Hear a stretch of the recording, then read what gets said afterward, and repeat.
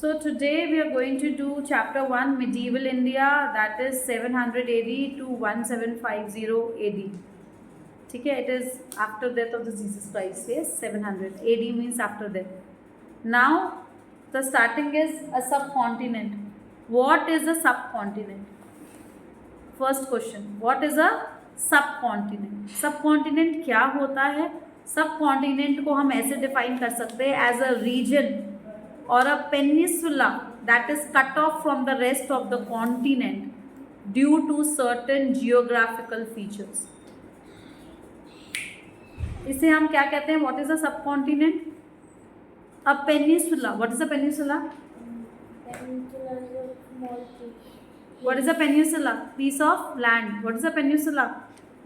That is cut off from the rest of the continent. एक continent है, उससे वो पेनिसुला कट ऑफ हो चुका है क्योंकि जियोग्राफिकल फीचर्स ही ऐसे हैं, नेचुरली ऐसा है। एक हिस्सा सब कॉन्टिनेंट क्या होता है? सब कॉन्टिनेंट क्या होता है? A peninsula that is cut off from the rest of the continent due to certain geographical features. See, a peninsula is a piece of land that is almost entirely surrounded by water but is connected to the mainland on one side. चारों तरफ से आप Google पे peninsula डालोगे तो आपको photo मिल जाएगी। वो सिर्फ लैंड के एक तरफ से एक बड़े टुकड़े से जुड़ा हुआ है, एक बड़े टुकड़े से बस एक ही टुकड़ा उसका जुड़ा हुआ है, बाकी पूरा का पूरा हिस्सा उसका पानी के आसपास ही है, पूरा पानी में है, बस एक टुकड़ा मेन लैंड से जुड़ा हुआ है जिसकी वजह से वो अलग नहीं हो जाता, वो बंधे रहता है। क्या रहता है तो पूरा अलग ही, मान लो ये पूरा सर्कल अलग है पानी में, लेकिन ये छोटा सा हिस्सा जा रहा है जो मेन लैंड से कनेक्ट उसको कर रहा है। क्लियर? तो the countries of India, Pakistan, Bangladesh, Nepal and Bhutan make up the Indian subcontinent. Indian subcontinent कैसे बनता है? पेनिनसुला हमने कहा था, what is a peninsula? Piece of land that is entirely surrounded by water, पूरा का पूरा पानी से सराउंडेड है but connected to the mainland on one side. Now what make up the Indian subcontinent? Question number 2 इसमें important है कि what makes up the Indian सब कॉन्टिनेंट। इंडिया सब कॉन्टिनेंट में कौन कौन आते हैं? तो इंडिया, पाकिस्तान, बांग्लादेश, नेपाल, भूटान, कौन कौन आते हैं? India, Pakistan, Bangladesh, Nepal and Bhutan. It is separated from the rest of Asia by the Himalayas. It is separated from the Rest of Asia by Himalaya. बाकी जगह से ये सेपरेट क्यों हो गया है? हिमालयाज की वजह से। How it is separated by the rest of Asia, from the rest of Asia? पूरे एशिया से कैसे ये सेपरेट हो गया? क्योंकि वहाँ पर हिमालयाज आते हैं। Over the ages different people have used different names to describe India. Most of these names are not used to describe the entire subcontinent but parts of it. कई कई नाम जो थे इंडिया के पार्ट्स को describe करते रहते थे। In the earlier Sanskrit composition the Rigveda Bharata was the name use to describe a group of people living in the north west of the subcontinent. According to Rigveda, कैसे क्वेश्चन बन सकता है मैम पर? According to Rigveda dash was the name that used to describe a group of people living in the northwest of the subcontinent. Rigveda के हिसाब से the name that used to describe a group of people living in the northwest of the subcontinent, तो भारत आएगा। क्या आएगा? Bharat. The term was later used to describe our country. पहले ही वो हमारी कंट्री के लिए नहीं यूज होता था, पहले वो पार्ट ऑफ द कंट्री के लिए यूज होता था, बाद में वो पूरा नाम हमारी कंट्री के लिए यूज हो गया। बुद्धिस्ट टेक्स्ट के बारे में आप पढ़ोगे, complete the exercises, okay. Buddhist text के बारे में अगर आप पढ़ोगे तो it describes India as Jambudvipa, land of the Jambu और द जामुन ट्री। ये नाम कैसे पढ़ा? देखो ये क्या कह रहा है? हमारे यहाँ पर बुद्धिस्ट टेक्स्ट ने इंडिया को कैसे डिस्क्राइब किया? How do the Buddhist text describe India? As Jambudvipa. Jambudvipa उसका मतलब लैंड ऑफ जम्बू और jamun tree, land of Jambu और जामुन ट्री के नाम से पड़ा था।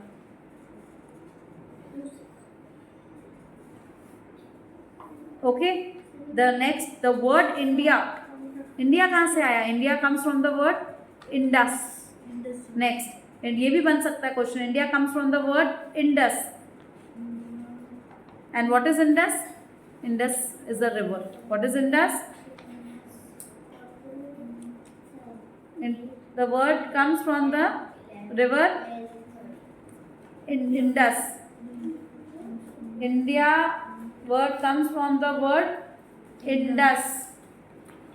From the word Indus, and it is a river. It is a river. Indus is called Sindhu in Sanskrit. अब ये जो इंडस रिवर है उसका नाम संस्कृत में क्या है? Indus is called dash in Sanskrit Sindhu. Indus is called dash in Sanskrit Sindhu. तो ये सब हिंदुस्तान के अलग अलग नाम हैं।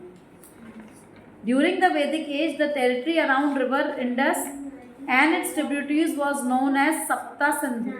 व्हाट इज सप्ता सिंधु और the land of the seven rivers? What is Sapta Sindhu? Sapta Sindhu ma'am पूछेगी what is Sapta Sindhu? Sapta Sindhu is a land of the seven reverse लिखोगे आप आंसर में। फिर आप बताओगे वैदिक पीरियड में the territory around river Indus and its tributaries, जो भी टेरिटरी मतलब जो भी आसपास की लैंड थी रिवर्स इंडस के आसपास और उसकी ट्रिब्यूटरीज, मतलब जब रिवर कटती है ना तो बहुत छोटी छोटी रिवर्स बन जाती है, उसे हम ट्रिब्यूटरीज कहते हैं। जब रिवर कटती है तो उसके आसपास बहुत सारी रिवर्स बन जाती हैं। रिवर अपना पानी अपना रास्ता रोकता नहीं है कभी, जहाँ उसको मौका मिलता है वो बह जाता है, तो उसे ट्रिब्यूटरीज कहते हैं। तो सिंधु और उसकी ट्रिब्यूटरीज और उसके आसपास के जो टेरिटरी है उसे हम सप्त सिंधु कहते हैं। क्या कहते हैं? Foreigners who came to the subcontinent refer to the Indus as the Hindos और इंडोस। अब जो फॉरेनर्स आए थे इंडिया में, कौन आए थे? वो इंडिया को refer to the Indus as Hindos और इंडोस। फॉरेनर्स क्या बुलाते थे? हिंदोस और Indos. They called the regions lying east of the river Indus as India. और ये जो हिस्सा ईस्ट पर था, they called the regions lying east of the river Indus. East of the river Indus का मतलब रिवर इंडस थी, रिवर इंडस के ईस्ट का जो हिस्सा था उसे वो लोग इंडिया कहते थे। मतलब पहले पूरा नाम इंडिया नहीं था, कुछ हिस्सों का नाम इंडिया था, कुछ हिस्सों का नाम इंडिया था। तो ऐसे पता चलता है। तो फॉरेनर्स जब आए तो उन्होंने इंडिया को इंडोस या हिंदोस या इंडोस के नाम से बुलाया, HINDOS या INDOS। और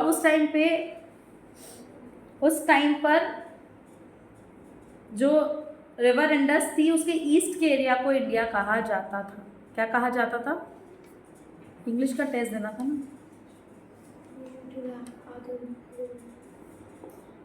The 13th century chronicler Minhaj-e Siraj used the term Hindustan to refer to areas in the subcontinent. Now what is a chronicler? Spelling देखो सबसे पहले, फिर प्रोनाउंसिएशन चेक करेंगे।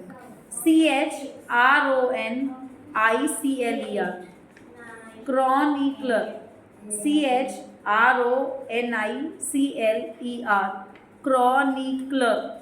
Okay, the 13th century chronicle।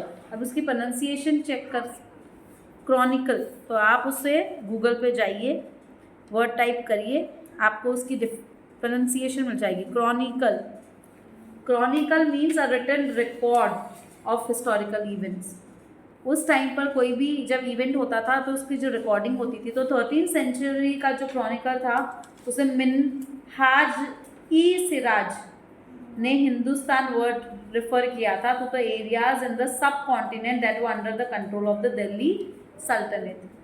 तो दिल्ली सल्तनत के under में जो एरिया आता था उसका नाम हिंदुस्तान दिया गया। तो हिंदुस्तान किसने यूज किया था? Who use the word Hindustan? तो लिखोगे मिनाज ई सिराज, मिनाज ई सिराज, मिनाज ई Siraj use the word Hindustan to refer what? To refer the area that was under the control of the Delhi Sultanate, to refer the area that was under the Delhi, to refer what? लिखो to refer what? सिर्फ दिल्ली सल्तनत के control में जो हिस्सा था, दिल्ली सल्तनत क्या क्या उस टाइम पे कंट्रोल करती थी? Punjab, Haryana and the lands between the river Ganga and the Yamuna, ठीक है। Refer what? लाओ सच एज, आगे क्वेश्चन बनेगा कौन कौन से? दिल्ली सल्तनत कहाँ राज करती थी उस टाइम पे? Punjab, Haryana and the lands between the, clear? While the territories included in the term changed as the extent of the Delhi Sultanate shifted, जैसे से टेरिटरीज चेंज हुई, दिल्ली सल्तनत बढ़ती गई, राज करेंगे, वॉर करेंगे तो धीरे धीरे और लोगों को और हिस्सों पे कब्जा तो करेंगे ना इंडिया के भी। तो जैसे ऐसे दिल्ली सल्तनत जो थी उसकी टेरिटरी चेंज हुई। The term was never use to describe South India, south के हिस्सों में कभी भी ये हिंदुस्तान वर्ड नहीं यूज हुआ गया था आज तक। अब पहले 13th सेंचुरी की बात कर रहे थे, हम 16th सेंचुरी की बात कर रहे हैं। AD after that Mughal emperor Babur use the term Hindustan to describe the geography and the culture of the Indian subcontinent. तो देखो 16th सेंचुरी एडी में who use the term Hindustan? दो मुगल एम्परर ने यूज किया था, बारबर ने। किसने यूज किया था? इन 16th century AD, who used the term Hindustan? Who used the word Hindustan? Mughal Emperor Barbar. To use why?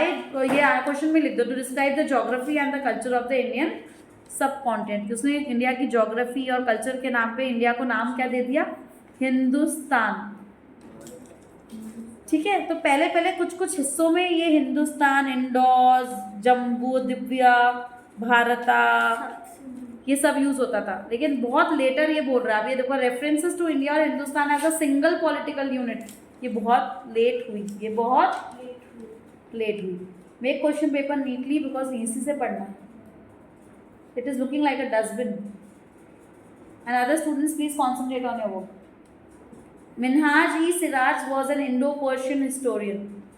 Okay, who was Minhaj e Siraj? Indo-Persian historian। कुछ नहीं है, वो इंडो-पर्शियन एक हिस्टोरियन है। हिस्टोरियन वो होता है जो स्टडी करता है पुराने बातों। Just hold on 1 second, give me a pause. Minhaj ई सिराज कौन था? इंडो-पर्शियन हिस्टोरियन था। कौन था? who came to India subcontinent in the 13th century AD। कब आया था वो? इन विच सेंचुरी? सेंचुरी लिखो और क्वेश्चन मार्क लिखो। कौन सी सेंचुरी में आया था? बस इतना ही, 13th सेंचुरी की बात हो रही है। क्या हो रही है? उसने सबसे फर्स्ट क्या ज्वाइन करा था जब वो इधर आया था? लोगों ने उसको कैसे पहचाना? तो सबसे पहले उसने एक कोर्ट ज्वाइन करा था ऑफ सुल्तान नसीरुद्दीन क्वाबेक का। उसने क्या ज्वाइन किया था? एक कोर्ट ज्वाइन करा था, Sultan Nasiruddin Qubacha Shah, who control Sindh and Multan. तो ये कौन था? ये जो जिसका कोर्ट था, ये सिंध और मुल्तान उस टाइम पे कवर करता था। क्या करता था? And later shifted to Delhi after Sultan Iltutmish defeated Qubacha Shah. क्या ये क्या कह रहा है? He first join the court of, ये मिन्हाज ई सिराज ने किसका कोर्ट ज्वाइन करा था?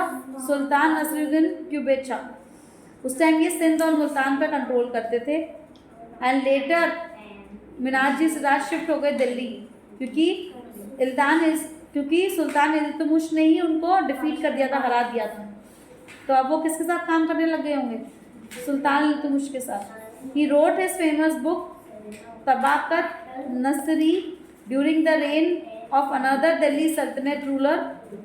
और उन्होंने एक बुक लिखी थी, वो इस दिल्ली सल्तनत रूलर के टाइम पे नहीं लिखी थी, किसी और पे लिखी थी। क्या? किसी और के टाइम पर लिखी थी जब उसका राज चला था। Nasiruddin Mahmud and even dedicated the book to him. उस टाइम पे कौन राज करता था? इल्तुतमिश नहीं राज करते थे, नसरुद्दीन मोहम्मद राज करते। तो इसमें कुछ नहीं है, वैसे अपनी मैम से जाकर स्कूल में पूछ लेना कि ये इंपॉर्टेंट है। अगर वो बोलेगी तो ही लर्न करना, तो करने की जरूरत नहीं। फिर भी इससे क्वेश्चन क्या बनेगा कि मिनाज सेरुजी कौन था, कौन सी सेंचुरी में आया, वो किसका कोर्ट उसने ज्वाइन किया था, क्या फिर वो दिल्ली किस राजा के साथ शिफ्ट हुआ, क्या हुआ, दिल्ली के राजा के साथ शिफ्ट हुआ, और उसने कौन सी फेमस बुक लिखी थी, और फेमस बुक लिखी थी और किसके राज के time, who was the ruler at that time, who was the, at that time. और उस टाइम में लोग खुश करने के लिए हिस्टोरियंस क्या करते थे, राजा की तारीफें करते रहते थे, क्योंकि उनको बहुत बड़ी ट्रेडिंग होती थी, गोल्ड मिलता था, और कुछ ना कुछ उनको मिलता ही रहता था, इसलिए वो जो बुक्स भी लिखते थे वो कई तो ऐसा होता था कि वो खाली राजा को खुश करते थे, क्या करते थे, खाली राजा को खुश करने के लिए करते। तो मैम से कंफर्म कर लेना कि इतना कुछ आएगा या नहीं आएगा, क्या आएगा या नहीं आएगा। द मिडीवियल पीरियड, अब हम शुरू कर रहे हैं जो मेन टॉपिक है। For a historian time is not merely a count of hours and days but a reflection of social, economic and political changes. Historian को तो सब कुछ स्टडी करना पड़ता है, उसके लिए कोई आवर और डेज नहीं होते, वो social, economic, political changes, cultures, ideas, belief सबको स्टडी करता है। The study of the past is generally divided into segments, वो पास्ट की स्टडी को सेगमेंट्स में डिवाइड कर देता है और फिर उनमें से अलग अलग फीचर्स की स्टडी करता है। Such segments of time are known as historical periods. Very important question. What are historical periods? ये आंसर है क्या? ये वाली डेफिनेशन तो प्राइवेट ऊपर वाले लिखो। हाँ तो जो भी लिखवाई है वो लिख लेना। क्वेश्चन लिखो, what are historical periods, what are historical periods.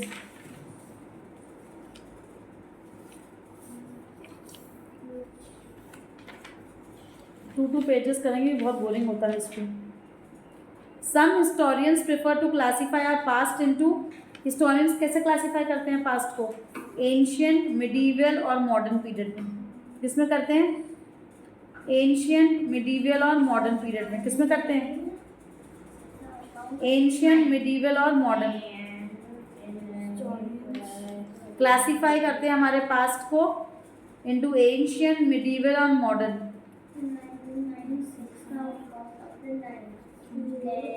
The word medieval comes from the Latin words medius or avium, meaning middle age. The medieval period refers to the period that falls in between the ancient and the modern periods of Indian history. Medieval period का मतलब ना तो वो ancient है ना तो वो modern है, इन दोनों के बीच में है। क्या है, तो medieval period किसके, कौन सा Latin word है, I don't think ये important होगा। तो medieval period is said to extend from, ये होगा medieval period किस में extend होता है, after that 700 to after that 1750। Medieval period is said to extend from AD 700 to AD 1750. Yes, you can do, I'll check later. Many changes took place in the subcontinent in the 1000 years starting from the 8th century AD, namely the spread of farming societies. अब ma'am पूछेगी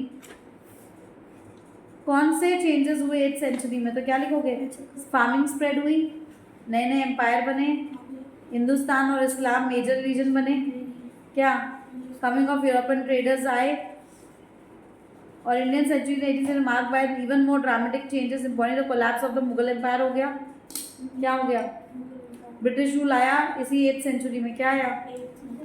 Therefore 18th century is taken to mark the end of the medieval period and the start of the modern. देखो, why is 18th century taken to mark the end of the medieval period and start of the modern period? What changes took place? Why is 18th century taken to mark the end of the medieval period and the start of the modern period?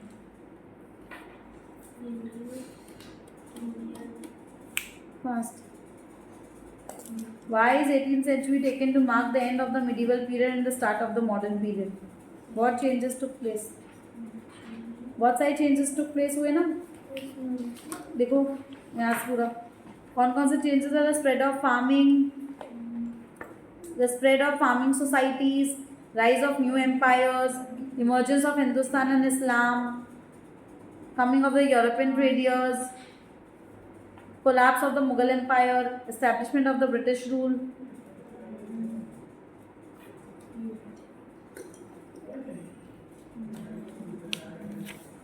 Now the next question भी, medieval period भी India के दो parts में divided है।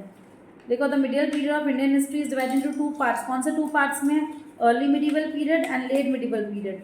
अब early medieval period कौन सा होता है, from the 8th century up to the 13th century, ये अर्ली में आ गया, और 13th सेंचुरी से 18th सेंचुरी में ये लेट मिडिवल पीरियड में आ गया।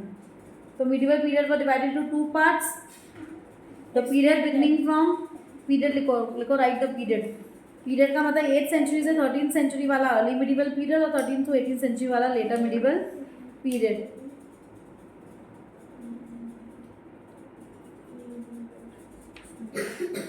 अब ये कह रहा है कि अर्ली मिडिवल पीरियड में कौन सी पावरफुल रीजनल डायनेस्टीज थी। देखो अर्ली मिडिवल पीरियड में कौन सी डायनेस्टीज राज करती थी, कौन पावरफुल था? Palas, the Gurjara, Pratiharas, the Rashtrakutas, the Cholas and the Rajputs. जो अर्ली मिडिवल पीरियड था उसमें कौन सी रीजनल डायनेस्टी बहुत पॉपुलर थी या पावरफुल थी? कौन सी रीजनल डायनेस्टी बहुत पावरफुल थी? यू डू योर वर्क यार। Which dynasty? और द लिख लिया। Ma'am, dynasty. This period is chiefly characterize by the rule of, later जो मिडिवल पीरियड था उसमें किसका रूल था? फॉरेनर्स का, टर्क्स का, अफगान्स का और मुगल्स का। पहले तो हमारे रीजनल डायनेस्टीज ही रूल करती थी अर्ली मिडिवल पीरियड में। कौन करती थी? उसके बाद लेटर मिडिवल पीरियड में हु रूल्ड? लिखो रूल ऑफ फॉरेनर्स, सारे बाहर के लोग थे, the Turks, the Afghans and the Mughals. Turk, the Afghans and the Mughals.